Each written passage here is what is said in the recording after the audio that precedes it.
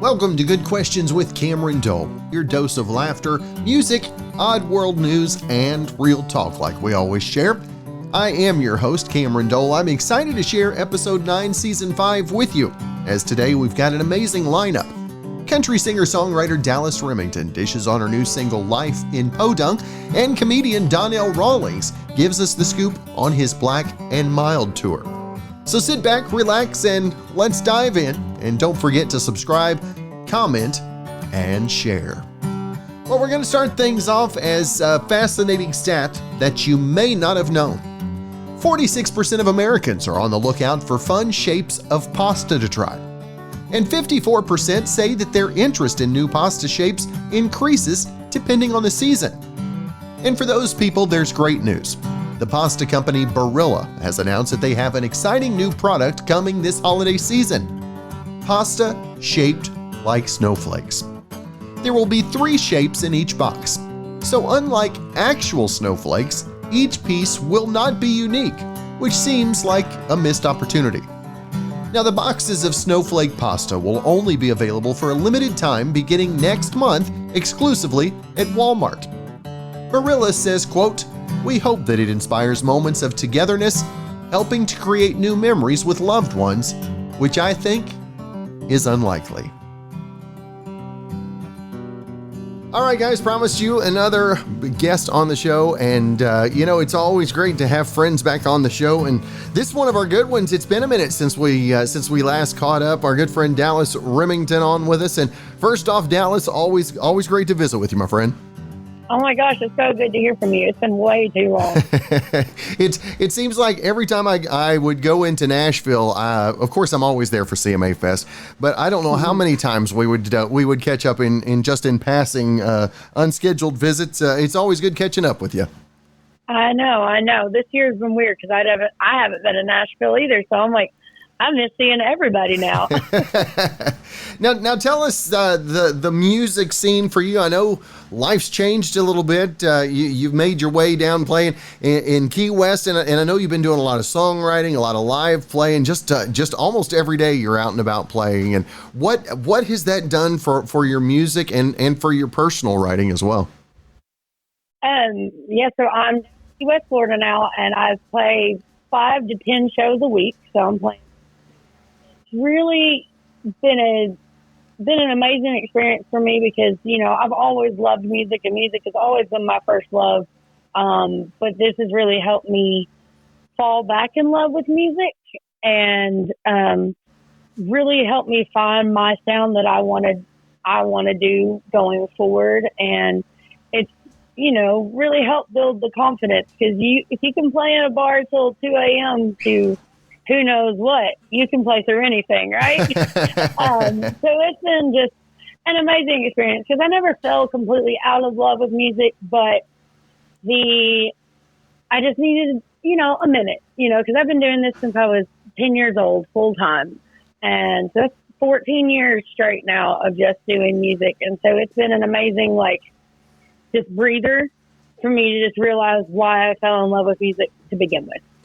And for you, what was the biggest thing that you realized was truly your love of music? What was the biggest thing that you came to realize?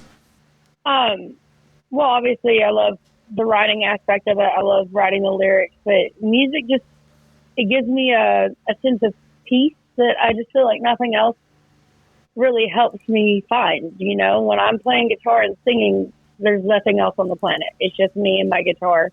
Doesn't matter how many people around me. If there's nobody around me, I'm just the happiest I can be while playing music.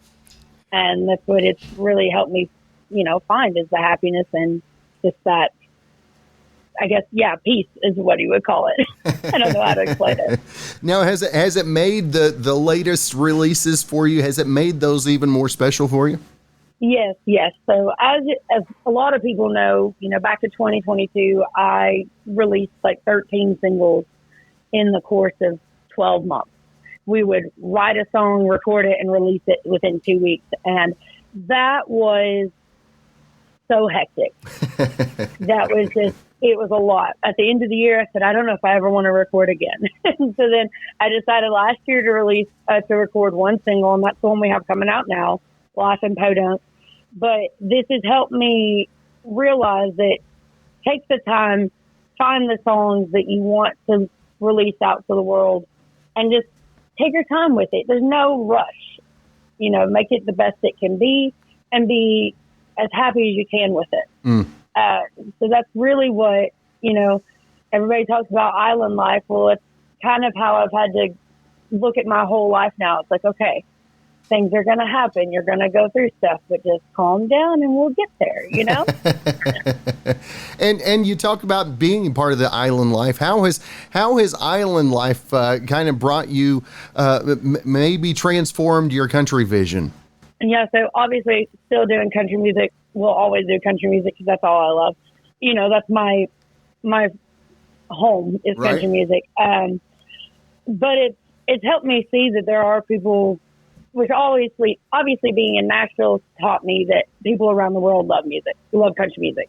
But being down here in a completely different atmosphere where no one expects to hear country music has been amazing because it has shown me even more of an audience that country music actually has.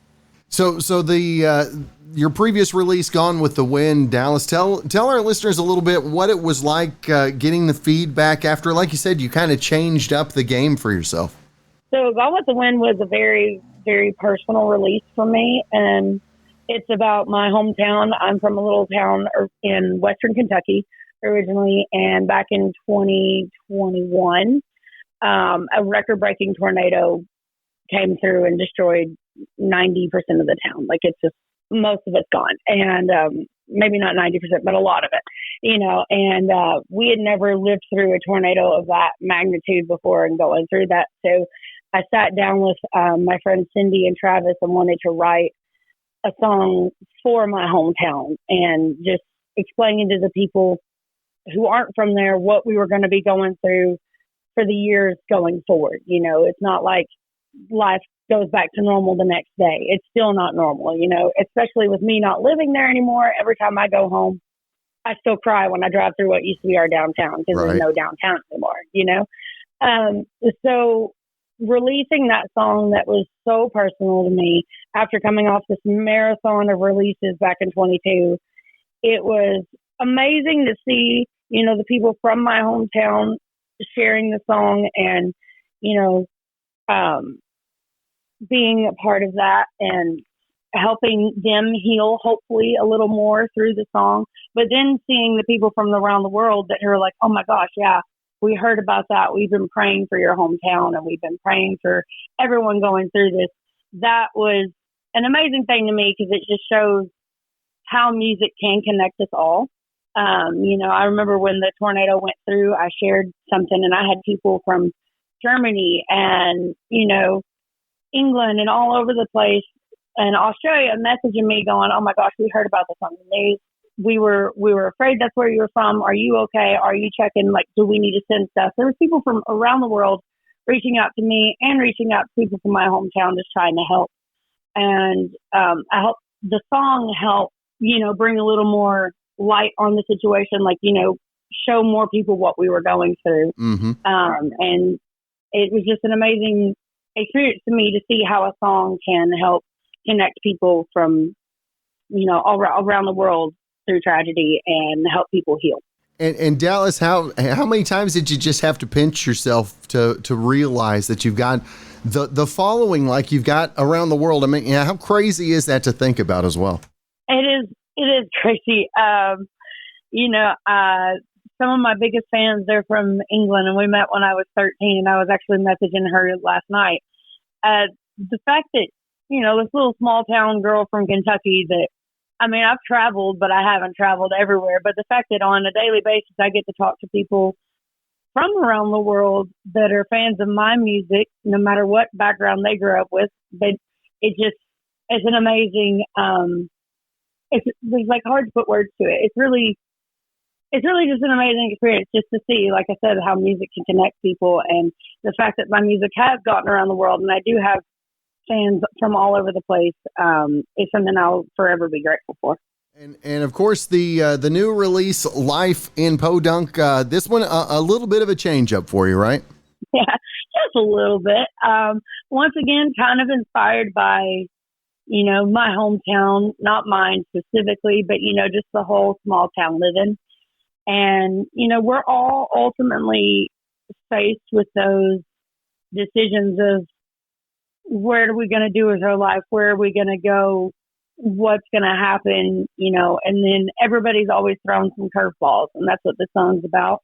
The song's about a young couple that was thrown the curveball of an unplanned pregnancy, and they had to sit there and decide if they wanted to stay home and raise their family or go out and chase their dreams. But it helps you realize that even if you're not ending up chasing the dream that you always thought you were going to be, you can still make a dream out of whatever life you have. And that's what we tried to, portray with this song. And I'm really proud of it. It's one of my favorite songs that we wrote that year. I guess we wrote it a couple years ago, but I've been so proud of it ever since we wrote it. And I was like, if I'm going to release another single, that's the one it's got to be. Now, when you get in the process of releasing new singles now, what's the top priority for you that maybe that you see the difference in you today as opposed to you when you first hit Nashville, if you will? Definitely releasing the songs that I want to release and not what I think the world, not what I think that is more broad, oh my word, I can't talk today. It's more, just releasing what I want to release and what in my heart I feel like it's right for me to release. That's really what over 2022 releasing all those singles, and then even since then, I just want to release the songs that I am proud of and the songs that make me happy. And I truly believe that they will find the audience that they're meant for. And since you're playing, like you said, 5 to 10 shows live each week, what is your decompress? What's your go-to to decompress after playing so much live? Really, I come home and I hang out with my dog Phoenix, and we go walk around and we hang out with our friends. And that's a good thing about living in such a small place right now. We have such a tight-knit community here.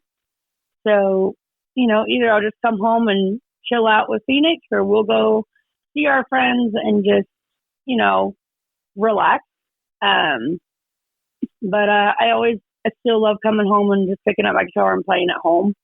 That's a good way for me to just calm down after the day. Because some days I'm playing up to 12 hours. Other days, I'm just playing 3 or 4, but it's still just coming home, picking up the guitar and just chilling out on the couch. And just calming down after whatever craziness I might have seen. And how do you keep your voice strong enough to perform that much each week? Yeah, so I've started taking Sunday and Monday off. I have those days off no matter what, so I have some rest, to it. But I always stay as hydrated as possible. I'm carrying bottles and Yetis and of water with me at all times. And luckily, I don't lose it that often, but when I do lose it, it's a very understanding community here. They realize when you lose your voice, you lose your voice. You gotta just take a break. And so normally I'll just try to stay quiet on my days off, try to make sure I have water, tea, all that stuff. And thankfully it's held up this long. So hopefully it keeps on holding up. That's right. Well, Dallas, if folks want to find out, obviously, about the new single "Life in Podunk," your previous one "Gone with the Wind," or any of your others on your discography, where's the best place not only to find out about the music, but the socials and everything else you've got going? So the best way to find me is just to go to my website, DallasRemington.com. That's Dallas like the city, and Remington like the shotgun or the curling iron, whichever one you want to choose. It's spelled the same way. And from there, it's got the links to all my socials and everywhere you'll find my music. That is good stuff. Well, Dallas, it is always great to catch up with you. Love the new music. Love what you're doing and seeing the changes in your career as well. Well, thank you so much. It was so good to hear from you again, and it's good to talk to you, and thank you for having me. And hopefully we'll catch up again real soon, my friend. For sure. In stupid criminal news, this seems like the kind of thing that would happen at a dysfunctional Thanksgiving in Florida. A 20-year-old man in Miami named Alexander Rodriguez was arrested last Wednesday after he stabbed his brother in the neck. They lived together and were cooking in the kitchen that night when there was some kind of argument. It's unclear what they were making, but Alexander had a knife. He allegedly stabbed his brother in the neck and sliced his arm and face. When the police showed up, they rushed the brother to the hospital, and it sounds like he's going to be okay. Now, they found Alexander hiding in a tree, and when they asked him what happened, he said he was upset because his brother was talking over the food. Now, I don't know if that means he was upset about germs from spit dropping into the food, or if it was a noise thing, or, well, it could have been, being in Florida, something else entirely. It's been a minute since we've had a comedian on, and always enjoy having the chance to meet a new one. And he's new to us, but you guys have seen him on the screen. You've seen him on the stage. Donnell Rawlings with us today. And Donnell, first off, thank you so much for your time, brother. I just want to say, I'm rich. I won't say the end of it, but if you know, it is 20 years probably, or a little less, whatever, that one of the most iconic catchphrases in the history of television came out of my mouth, and it's built a career and gets people excited to come check out my show. So I'm excited to come to Bricktown. I'm excited for people to see me do stand-up live. And I always tell people, if you got familiar with me from some of the things I've done, HBO's The Wire, HBO's The Corner, Chappelle Show, BMF, Law and Order, and it goes on and on and on. But if you were a fan of mine of that, then come see me do live stand-up, and you will be a lifetime fan forever. Now, Donnell, when you got started on the Chappelle Show, I mean, did you ever envision that the road would be the way the road has led for you up to today, my friend? No, I never envisioned that. But when we were doing that show, I did realize that it was something that was special that was happening. I felt it was something that was needed in television. It was something that nobody was tapping into. The chances that we took and been doing honest comedy that people can relate to, I knew that was happening. But being a part of a show that's still a part of pop culture 20-some years later, I never envisioned that. And you talked about working with Dave over the years and that friendship. How did the two of you grown as comedians? And I know that your style is unlike any of the other comedians that are out there. And what is it that you strive for to keep that freshness, if you will? First and foremost, I'm a stand-up comic before anything. I have been able to do some acting work, whatever. But I challenge myself. I've been doing it for over 30 years, and every year I get better. I know I have an obligation to the fans that come see me to be fresh, to evolve and do some different stuff. It's not a club that I go to where you're going to see me do the same jokes year in and year out. I always try to be fresh and do some other stuff. But, acting, I don't really make a living from acting. I'm lucky enough to get some roles, but at the end of the day, my bread and butter comes from what I love doing more than anything, that's stand-up comedy. And when was it that you knew that you had something special there? I mean, how many flops did you have to have before you had the first successful one, if you will? I didn't flop. I was the first time I ever, and I'm not being cocky, but right. I started as a heckler. I would go to comedy club and I heckle people, and the club wanted me to shut up. I went on stage. First time I ever touched a mic, I got to stand up. I don't think I had a bad set for probably 6 months into it. It was just something certain people are born to do certain things. LeBron James was born to play basketball. You know what I'm saying? And I think I was born, never as a young kid did I think I was going to do this. But once I dabbled into it, it just felt like there's nothing else that I need to be doing but this. And Donnell, the times we live in, it seems like everybody's preaching to everybody about how divided we are. And I think one of my favorite things about comedy, and I know Dave has talked about this, Judy Gold's talked about this too, is that you guys can talk about things that we can't talk about in normal conversation, and being able to put some humor and a little bit of spin on that. I mean, how important is that for us to not well, this country is very divided, and the thing that divides most people with anything, and it's no around it. It's race, you know. But I've noticed after 30 some years of doing comedy is that, you know, I'm true to myself and I'm true to my fans. I don't really get into the politics too much because I don't want to divide my audience. But my good friend Dave Chappelle said it once before. He said, Donnell, it's our job to make fun of things that trouble the world. So if you come to my show, you're not going to hear a guy preaching about his feelings about the election, whatever. I will make some observations about certain things, but I try to put it in a way where everybody can enjoy my show. I don't want to be like, yo, if you support so get the hell out of here. I don't want to do that. And I really think that where we are right now, man, it is what it is. The results came in. America decided that they wanted Donald Trump to be their next president. And with that said, whatever side you on that, we have to figure out a way where we can at least, at the minimum, be able to sit down, talk about our grievances, our gripes, and have an understanding to each other without being upset.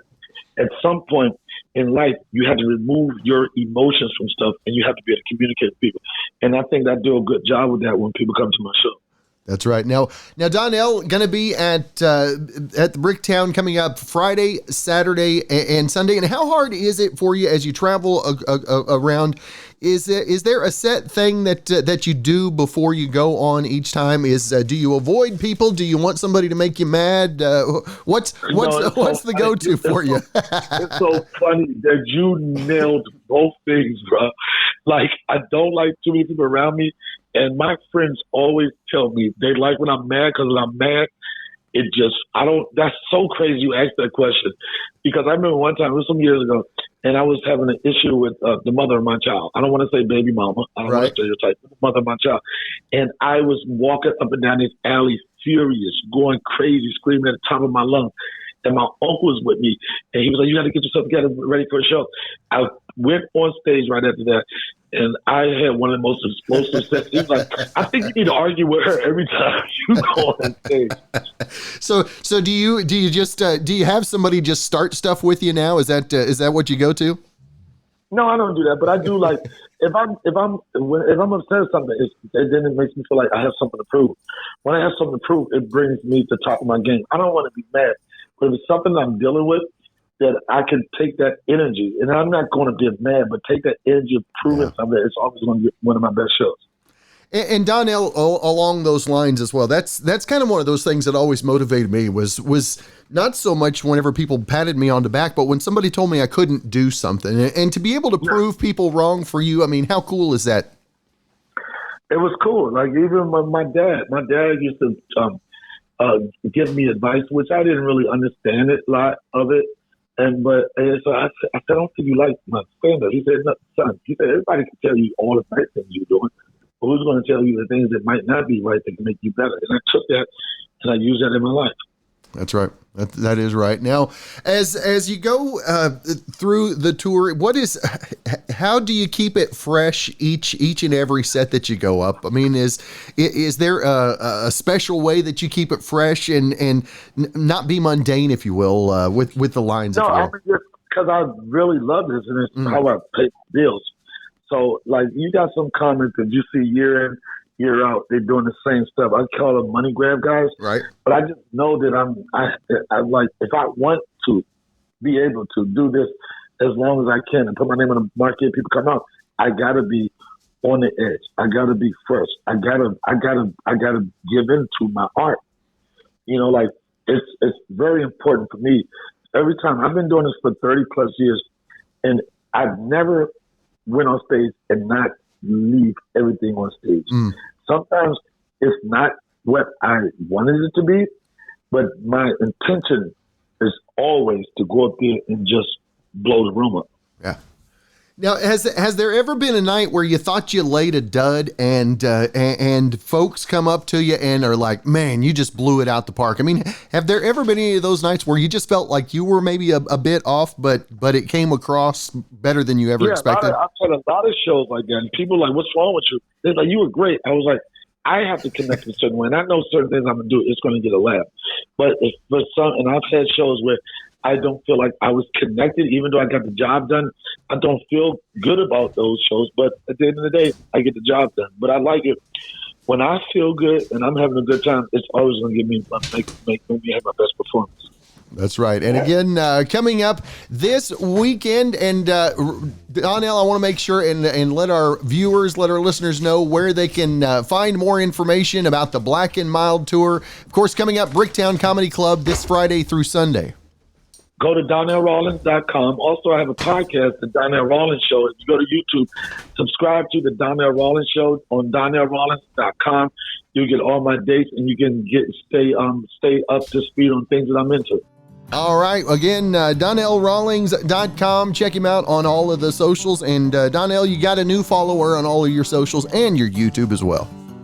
Thank you so much. Again, thanks to Donnell and Dallas being our special guest on the episode today. And, you know, how much do we hate traffic? So much so that we'll duck out of a once-in-a-lifetime event to avoid it. Someone asked people if they're ever left a big event early just to beat the rush. Whether it's your favorite artist or a major sporting event, 80% of us have done it. A third of those people said that they've regretted it before after missing a big encore or not seeing their team come back to win. 74% overall said that they'd go to more events if they knew that traffic wouldn't be such a nightmare. Again, thanks for tuning in to Good Questions with Cameron Dole, Season 5, Episode 9. Be sure and join us next time. Subscribe, comment, and share. And we're going to wrap things up like we always do with our good friend Brandon Allen. He came up with our theme music. We're going to let him play us out, and we'll talk to you again soon, my friend.